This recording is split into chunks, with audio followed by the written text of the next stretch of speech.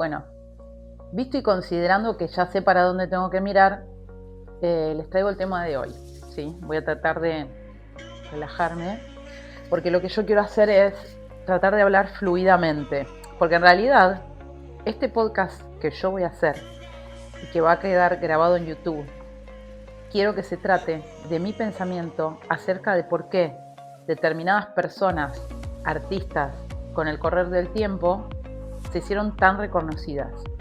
¿Qué es lo que los diferenciaba de otros? Y hoy voy a tomar como ejemplo a Dalí. Dalí, ya sabemos quién es, este ser loco, ¿sí? Español, que tiene un museo en Figueras, que yo lo fui una vez a visitar, que está muy bueno. Y lo que te voy a decir, que para mí lo diferenció del resto de las personas, es que él tenía un pensamiento paralelo, más allá de lo excéntrico y de lo dadaísta que haya podido ser. Dalí fue uno de los primeros que pintó a un Cristo visto desde otro punto de vista. ¿Cómo? Visto desde arriba. Cuando hasta el momento Cristo siempre se había visto de frente, o quizás se había visto de costado, o siempre se había visto desde abajo, pero Dalí fue el primero que lo pintó visto desde arriba, como si Dios lo estuviera mirando. Decime si no te parece que es algo que rompió un poco con ese discurso de cómo veo las cosas, cómo estoy acostumbrado a verlas y cómo otra persona las vio diferentes, y se las mostró al mundo, porque dijo, yo lo voy a pintar así. La pregunta es, si él dijo, ¿qué voy a hacer para que el Cristo sea una obra que rompa con un paradigma?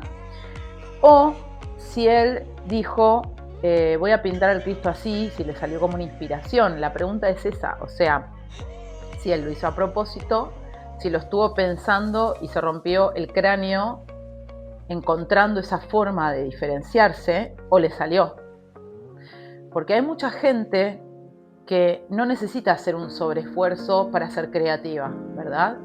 No necesita hacer un sobreesfuerzo para poder pensar las cosas de una forma diferente al resto del mundo. Y la pregunta acá es, ¿no? Que te puede ayudar a vos si sos artista, en tu vida, si querés cosas diferentes, hacer cambios. Si vos querés resultados diferentes, tenés que hacer cosas diferentes. O si vos querés ser diferente, te tenés que comportar diferente a lo que te habías venido comportando anteriormente, ¿verdad? Para generar un cambio. Entonces, Dalí no era una persona común y corriente, no era normal. Además a eso sumale que pintaba.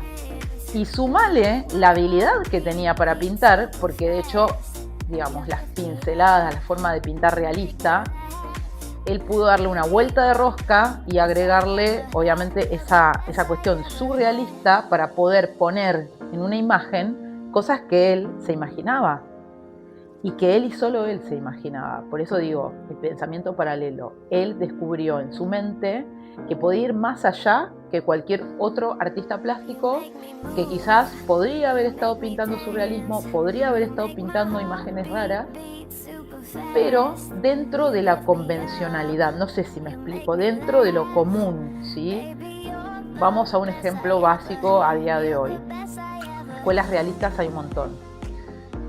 Realismo pinta mucha gente. ¿Y qué hacen? Agarran una foto de Messi y la copian. Agarran una foto de Fideo, estoy hablando de fútbol, y la copian. Agarran una foto de Maradona, la copian. ¿Y eso qué es? Es realismo aplicado a personajes de la actualidad, más contemporáneos, que pues van a quedar en la historia. Pero si nos ponemos a pensar y yo te dijera, busca una forma diferente de pintar a Messi, al Fideo o a Maradona que nunca se haya visto, por ejemplo. Obviamente no los vas a poner en lugar de jugadores de fútbol, los vas a sacar de ese lugar. y los vas a pintar de otra manera. No me preguntes cómo, a mí ahora se me ocurren un montón de cosas, pero la originalidad también se piensa y también se busca. Entonces, partiendo de la base de Dalí, que él hacía y tenía un pensamiento paralelo y que nos preguntamos si lo entrenaba o si realmente había nacido así con ese talento, si yo lo coloco a día de hoy, ¿sí? Con este pensamiento de cómo hacer para que en mis pinturas yo me pueda separar del resto, hay que hacer, creo yo, un esfuerzo o vivir una vida diferente a los otros. ¿Y cómo es esto? No consumas fútbol, no consumas noticieros, no consumas Instagram, no consumas Netflix. Sé diferente al resto. Sé un bicho raro. Lee libros, mira imágenes, mira películas de nicho, cosas extrañas, diferentes, juntate con gente que hable más de literatura, gente que sea más onírica, más soñadora, más volada. No vayas a los bares que va todo el mundo, no busques aparentar, no seas superficial. Ese tipo de cosas que muy poca gente hace, practica, y creo que hacen un poco la diferencia. Pero no es todo eso ni todo pasa por ahí. Yo me acuerdo que cuando estudiaba diseño gráfico en la facultad, así que yo fui a la FADU, a la UBA, en la Universidad de Buenos Aires, en ese momento yo me había rapado. Yo a los 17 años me agarré una locura japonesa y me pelé toda la cabeza. Y en ese momento era algo raro y atípico estar pelado, digamos, porque pensaban que estabas enfermo o decían que una mujer esté pelada, decían, bueno, por algo se peló, tuvo una enfermedad o se operó. Pero no, yo me había pelado porque quería experimentar lo que era estar pelada, sin pelo, o sea, a cero, que después obviamente iba a crecer, y quería sentir cómo me veía yo y cómo me veían los demás también, ¿no? Me acuerdo que ese día fui al colegio, me bajé la capucha y todos giraron a verme, hicieron ¡ah!, como diciendo... Y yo creo que un poco rompí una cosa ahí, ¿no? Rompí con un estereotipo mío de la mujer, de que siempre tiene que tener el pelo largo, o de que siempre hay que hacer las cosas del mismo modo. Yo traté de ser original en ese momento. De hecho, también en una época donde nadie se teñía el pelo de color, yo usaba el pelo violeta y corto. O sea, fueron etapas de mi personalidad que obviamente superé, o cuando uno entra a un trabajo más de oficina, digamos, va cambiando y se va convirtiendo en una persona diferente. Pero bueno, volviendo al tema de la originalidad, que no solo se puede ser original desde el estado físico, desde el pelo, desde la ropa, sino también se puede ser original en la cabeza. Entonces, cuando yo iba a la FADU y subía por esas escaleras de concreto, decía, wow, ahora voy a ver gente re loca, vestidas todos así, asá, todos astronautas, como si fuera una rave de música electrónica, que usaban esos pantalones plateados y esas cosas, y decía, qué loco, voy a ver ese tipo de gente. Y la verdad es que el 99,9% de los que estaban estudiando diseño no se vestían así. Eran personas comunes y corrientes que se vestían de una forma normal, y de repente mis referentes, que eran mis profesores, tenían en su mente un montón de ideas de cosas, porque habían visto, habían vivido a través de los alumnos un montón de ideas, ¿sí? Sobre todo en la materia morfología, que yo estuve 4 años ahí ayudando, enseñando, y me di cuenta que lo físico no tenía nada que ver con lo mental. O sea, ahí me di cuenta que más allá de cómo vos pienses, que más allá de todas las ideas que vos puedas llegar a tener, que te van a diferenciar del resto, tu aspecto físico no te define, ni siquiera tu ropa. Porque hay mucha gente que dice, ay, sí, porque la ropa tiene que ver mucho con cómo es la persona, uno decide qué ponerse cuando... De hecho, hace poco fui a un curso de imagen para entender o saber por qué la gente se viste como se viste y para estar más a la moda. Yo a veces no puedo estar más a la moda que la moda que tengo en mi mente, o sea, porque me pasa que siempre fui un desastre para la moda, siempre me puse por ahí cosas con las que yo me sentía cómoda pero eso no significaba que eran cosas que tuvieran que estar a la moda, digamos, ¿no? Entonces como que yo soy una antimoda y que para mí mi moda está en mi mente y en las obras que yo concreto. Pero eso es otro tema, hablar completamente diferente, donde buscar un estilo propio, ¿sí? La originalidad para mí está acá y no acá. Pero eso no quiere decir que uno pueda encontrar su propio estilo. Que quizás a mí me falta eso también, ¿no? Buscar un estilo para vestirme, para ver cómo soy, cómo me siento. Yo pasé por un montón de cosas físicas cuando era más chica, adolescente, que me corté el pelo y que también me vestía de acuerdo a la persona con la que estaba, porque a veces uno pierde su esencia, pierde la originalidad. Entonces, bueno, nada, vengo a traer como esta cuestión de que a veces no está en el físico, sino que está en la mente. Y la pregunta es, ¿la mente se entrena? ¿La mente se desarrolla? ¿O uno nace con ese talento de ver las cosas de una forma diferente?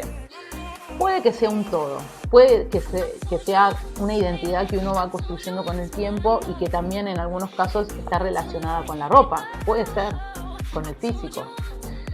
Pero si nos ponemos a hablar, por ejemplo, de artistas plásticos contemporáneos, realmente yo veo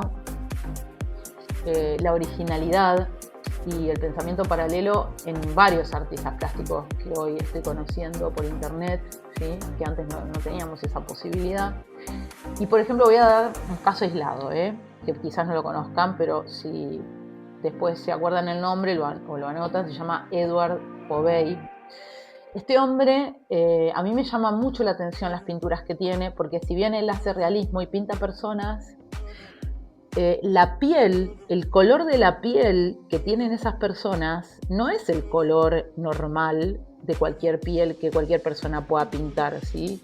No es el color piel propiamente dicho. Este artista pinta a las personas tirando hacia las gamas de los verdes, como si la piel que él hace tuviera que ir para el lado de los verdes y eso generara que esas personas que él pinta están como en un mundo onírico, en un mundo diferente. Y su estética por lo general se desarrolla en mesas con cubiertos. Entonces él pinta personas tiradas arriba de las mesas con cubiertos. Y yo creo que ahí también un poco está la clave, porque la temática también es un punto importante a tener en cuenta cuando vos te querés diferenciar de los demás. Después también hay otro artista plástico que pinta personas durmiendo, donde sea, en el sentido de no se ve el fondo como algo como una ciudad, pero sino que los cuadros son minimalistas, que quiere decir que tenemos un fondo de color, tenemos una persona durmiendo y tenemos un elemento donde duerme esa persona. Y eso es todo el cuadro. Por ejemplo, fondo de color rosado, una silla, una persona durmiendo en la silla. Fondo de color verde, una cama, persona durmiendo en la cama. Fondo de color blanco, dos personas, una arriba de la otra, durmiendo encima una de la otra. O sea, la temática de él es el sueño, es lo que descansa, es lo que está tranquilo, pasivo. Y las obras, esas, quizás transmitan paz también, ¿sí? Entonces eso también es otra forma de ser original. Y cuando uno es original también trata de tener una coherencia obra a obra, porque no es que hoy pinto esto y mañana pinto un pajarito arriba de una medianera de color rojo. Y después mañana pinto un teléfono de color verde colgado arriba de una mesa con una cortina de fondo. O sea, eso es incoherencia total. Entonces, en el podcast de hoy, yo te vengo a decir lo que para mí está bueno cuando uno está en el camino del arte, ¿sí? Pensamiento paralelo, coherencia, colores, onírico, diferente, no asociado a la realidad, o sí, pero que tenga un hilo conductor, y tratar de alguna manera, vos como artista, vivir de una forma diferente a la que vive el resto, ¿sí? Cuando digo el resto me refiero al común de la gente, ¿sí? Un contador quizás no se va a poner a pensar en si tuviera que pintar un cuadro, qué pintaría, y quizás no se le ocurriría nada, porque en su cerebro tiene desarrollada la parte más de los números, ¿no? La parte más, ¿cómo se dice? Bueno, se me fue de la cabeza. En vez de la parte creativa, tiene desarrollada la parte matemática, por decirlo así. Entonces, ¿se pueden hacer con un talento? Sí, se pueden hacer con un talento, con un pensamiento paralelo, pero también yo creo que la vida del artista que busca su individualidad se construye.